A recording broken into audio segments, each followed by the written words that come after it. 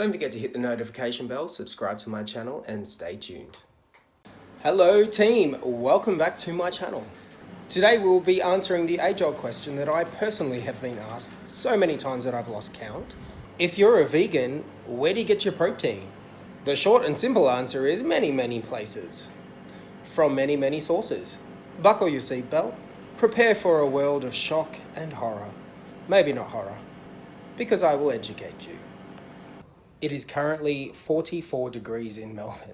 I know I whinge about the heat a lot. That's because I can't handle the heat. Adam can attest to that. Thank God I am not doing any active classes right now until 5:30 where I have grid. We totally have a dilemma. Not only have I spilled drink on my shirt, yay, I went to turn on my camera. As you can see, the tripod is set up ready to go for me to sit and go through the protein video. And my memory card is missing from my camera. Like, what the hell? It's literally missing. See this vacant hole here? Why would it be missing? Has someone broke into my house and stole my memory card? Was that you, Adam, sabotaging me?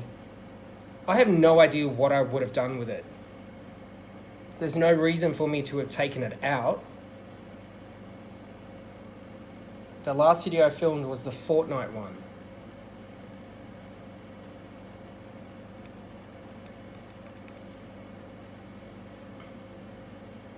So I found it, and do you want to know where it was? It was behind this sliding door. How it got behind there, I can only guess. Who's guilty for that? You. That's right, look away in shame. Now that we have sat down, we've changed out of our shirt. Let's answer that question, shall we? I'm going to go through the things that I myself actually use in my weekly routine when it comes to my food. The first cab off the rank is the most common and the most well known, and that would be edamame, tempeh, and tofu. All three in which are derived from soybean. Soybeans are considered to be a whole source of protein, and what I mean by that is they contain all of the essential amino acids that complete the protein chain, which the body requires in order to use it effectively. A lot of people don't really understand or know what the three of them are. Tofu is derived from bean curd, which is obviously soybean. It is actually created in a similar process to how cheese is created, where the bean curd is pressed together to form the blocks or the layers of tofu. And as we know, tofu is quite flavorless, but it is an amazing absorber of other flavors in any dish that you create. Edamame are immature soybeans. They have a slightly grassy sort of taste. They're also a little bit sweet. Keep in mind though, they need to be cooked or slightly boiled before you put them in anything or eat them by themselves. Tempeh is not my favorite. I prefer the other two over this, but if I'm in a pinch, I will use tempeh. Tempeh is created through mature soybeans being slightly fermented and pressed together into something similar to like a patty. It also has a characteristically nutty flavor, if you like that. The most important factors about the all three is all three contain iron, calcium, and around 10 to 19 grams of protein per 100 grams of product. Edamame is also super rich in folate, vitamin K, and B vitamins. Tempeh, on the other hand, has an amazing amount of probiotics, which is really good for your gut. B vitamins and minerals such as manganese, magnesium, and phosphorus. Lentils are part of the legume family. It doesn't actually matter if you get them raw, so as in unprocessed in a bag in which you got to cook them, or in a tin. For convenience, I always go for a tin, non-salted of course. There is a whopping 18 grams of protein per 1 cup, a 250 ml of cooked lentils. Lentils are also an amazing source of slow-releasing carbohydrates. 1 cup of cooked lentils provides 50% of your daily recommended fiber intake. To add to that, lentils have been shown to feed the good bacteria in your gut, promoting very good gut health. They've also been linked to reducing the risk of heart disease and various types of cancer. Bottom line with lentils, they are super rich in antioxidants, phosphorus, and also iron. Chickpeas and most varieties of beans. Kidney beans, black beans and pinto beans, all three, as well as other various types of beans that you can find in the supermarket or at your local grocer, have amazing amounts of protein per serving, cooked obviously. Both beans and chickpeas have around 15 grams of protein in a 240 ml or 250 cup of cooked product. They are also amazing sources of complex carbohydrates, iron, calcium, fiber, magnesium, phosphate, potassium and manganese. Moreover, studies have actually been shown through Cambridge University in London that a diet rich in chickpeas or beans, legumes, let's just call them because that's what they're called. A diet rich in these products has been shown to reducing blood cholesterol and lower blood pressure. This will bring me next to nutritional yeast. Nutritional yeast is one of my favorites, and that's because I am a sucker for mac and cheese. Before I became vegan, that was my number one go-to. I'm also gluten intolerant, so I have to go gluten-free. But yeah, mac and cheese would have been my favorite thing to eat. Nutritional yeast allows me to still eat that as my comfort food, and yet it's packed full of protein and all nice healthy stuff. What nutritional yeast is a deactivated strain of yeast that is sold commercially. You can find it in your supermarket, you can find it at a grocer, you can Google it online, I'm sure your local department store would have it. It's a yellow flaky product and it has a telltale cheesy flavour to it. Nutritional yeast has 14 grams of protein and 7 grams of fibre per 28 grams of product. When you do go down the nutritional yeast avenue, make sure you look into fortified, or make sure your packaging says fortified nutritional yeast.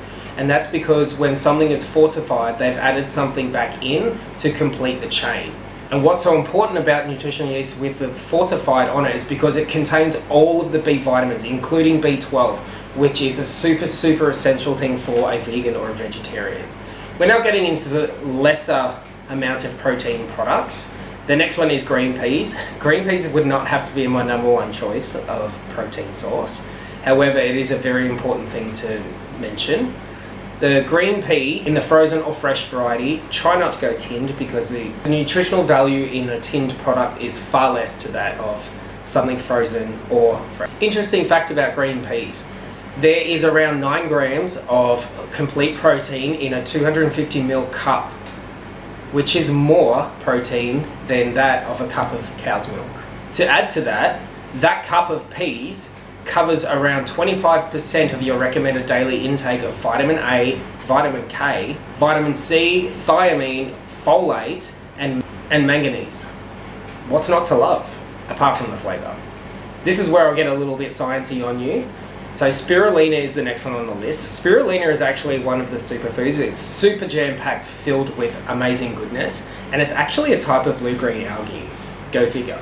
2 tablespoons of spirulina will cover around 8 grams of complete protein, as well as giving you 22% of your recommended daily intake of iron, thiamine, and a whopping 42% of your daily intake of copper. Spirulina also contains good amounts of riboflavin, antioxidants, magnesium, potassium, and some essential amino acids. Did you know that, I always pronounce this wrong, but phycocyanin, I hope I got that right, it sounds like I'm swearing, is a natural pigment that's found in spirulina. It has been shown to have a very powerful antioxidant, anti-inflammatory, and anti-cancer fighting properties. Hey, a lot of studies have linked the use of spirulina in your daily diet, or even once or twice a week, with benefits that are linked to a higher performing immune system and super improved blood and sugar levels. With the explosion of health freaks going worldwide and veganism taking off, a lot of people know what amaranth and quinoa is. They are ancient grains, however they're not grown in the same way a usual grain is, and that's from a grassy sort of seed. However, they can be prepared just like normal grains and be ground into flours for use. So they are gluten-free as well. Both amaranth and quinoa can provide around 9 grams of protein in a 240 ml cup of cooked product. They are also complete proteins, so they don't need to have anything added or fortified in them. Both of them are super sources of... My cat's going crazy. I'm trying to film here. Both of them are super sources of iron, thiamine, fibre, folate, phosphorus and magnesium. We all know what soy milk is. Soy milk is the preferred alternative to cow's milk that you find in every single coffee shop worldwide. There is the rise of almond, oat and rice milk as well. That's happening right now. It's a bit of a movement. However, soy milk has been the tried and true. Just like the nutritional yeast, make sure that you do go look into fortified soy milk. That's because vitamins and minerals have been added into it to make it a bit more nutritional for. 1 glass of soy milk, 250 mils, will contain around 7 grams of complete protein. But it will also have an amazing source of calcium, vitamin D and vitamin B12. What's most important about getting the fortified soy milk is because soybeans don't naturally have B12 in them. It's added to the milk and the products that state that it's fortified, so make sure you look for that in your packaging. Wild rice will be my next one on the list. Wild rice looks a little purplish in its packaging at the supermarket or at the grocer if you're going there and you're doing package free. Wild rice is around 1.5 times higher the amount of protein than what a normal rice would be. 1 cup, so 240 mils or 250 mils, whatever country you're from, of cooked wild rice provides around 7 grams of protein. But it also has an amazing amount of fiber, manganese, iron, magnesium, copper, B vitamins, and phosphorus. What is the difference between white rice, brown rice, and wild rice? It's how they are processed. Wild rice would always be the best. I would always say pick that over the other two, and that's because wild rice doesn't have the bran stripped from it. Brown rice also doesn't have the bran stripped from it to the same degree as what white rice does. The bran is what actually contains a lot of the vitamins and minerals that you require that I just listed off. And I know for those cynics out there, the whole arsenic thing which is present in the bran of the wild rice from farmers' crops and what have you. Arsenic is a toxic pesticide type thing that they use. You can get around that by making sure you completely wash your wild rice and you use a lot of water when you are boiling. There's a couple of other things that I don't really use frequently, and that's chia seeds and that's nut butters and things like that. I'm not going to go into depth with them because I don't use them myself. I do have them in my cupboard and I will sporadically use them, but they aren't my go-to. I'm going to roll on though into my vegetables. As we know, vegetables don't have a whole bunch of protein to the same extent of the previous things that I've listed, but some vegetables do have a decent amount, as do some fruits, which I'll get into. Veggies with the most amount of protein are broccoli, spinach, asparagus, artichokes, Brussels sprouts, potatoes and sweet potatoes. Collectively, they contain around 4 to 5 grams of protein per cooked cup of product. If you've seen the bottom of my fridge, you know that I love fruit. I love fruit. And the fruits that I choose to eat have been chosen for a specific reason, and that's because each color represents a different vitamin and mineral, which I'll get into in a different vlog. But they're also, the fruits that I've selected help me in order to get my daily intake of protein, or make sure that I'm getting a complete rounded amount of protein for the day. Fruits that have the most amount of protein in them are as follows. We got guava, we got banana, nectarines, did you know, mulberries and blackberries, with a cup of each of them collectively containing around 2 to 4 grams of protein. So in a nutshell, to wrap that up, pretty sure I haven't died or am withering away from nutritional deficiency, especially being deficient in protein. Being vegan, being vegetarian, pescatarian, over-lactarian, the list goes on, is always and forever will always be a personal preference, and it's not about me pushing my agenda on anyone else. This is more or less just an educational thing to let you know that you don't actually need animal products to get a complete chain of protein or to survive. Not only is it less impact on the environment, but each product that I've listed contains more to them than just protein. If you want me to go through a few easy meals or step-by-step guides and recipes that contain a lot of the things that I've just listed, let me know in the comments below. As always team, thank you for watching. Before you leave my channel, make sure you hit the notification bell and you subscribe. I don't want you to miss out on anything. Drop me a like and a comment and stay tuned.